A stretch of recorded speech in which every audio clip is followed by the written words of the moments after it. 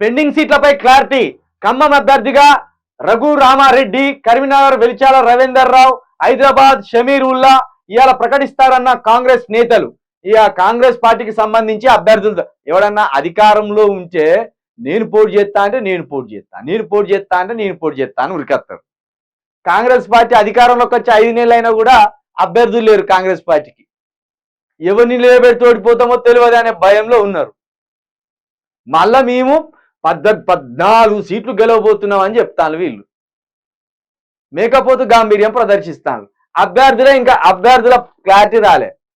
Apply చేసుకున్నాడు ఒక్కడిద్దరే apply చేసుకున్నారు. ఏ 10 మంది అప్లై చేసుకున్నారు టీఆర్ఎస్ పార్టీకి? ఓడిపోయిన టీఆర్ఎస్ పార్టీకి ఏ 10 మంది అప్లై చేసుకున్నారు? అధికారంలో ఉన్న కాంగ్రెస్ పార్టీకి ఒక్కడిద్దరే అప్లై చేసుకున్నారు. నామినేషన్ కూడా ఆల్రెడీ స్టార్ట్ అయిపోయినాయి. ఇక చూడరు ఇట్లున్నది. కాబట్టి ఇక ఈ ముగ్గురు ఓడిపోయేటోళ్ళే వీళ్ళు, గెలిచేటోళ్ళు కూడా కాదు వీళ్ళు. కేంద్రంలో కాంగ్రెస్ రాగానే పాలమూరుకు జాతీయ హోదా, 2 లక్షల ఓట్ల మెజార్టీతో గెలుస్తా చెల్ల వంశీచంద్ రెడ్డి. నా స్థానికతపై కొందరు తెలివి లేకుండా మాట్లాడుతున్నారు. వెలుగు ఇంటర్వ్యూలో మహబూబ్నగర్ ఎంపీ క్యాండిడేట్ వంశీచందర్ రెడ్డి అట పాలమూరులో గెలవగానే జాతీయ హోదా చేస్తారట. ఇప్పటి వరకు అన్ని ఇచ్చిండ్రు కానీ ఇది ఒక్కటే ఇవ్వకుండా ఆగిపోయింది.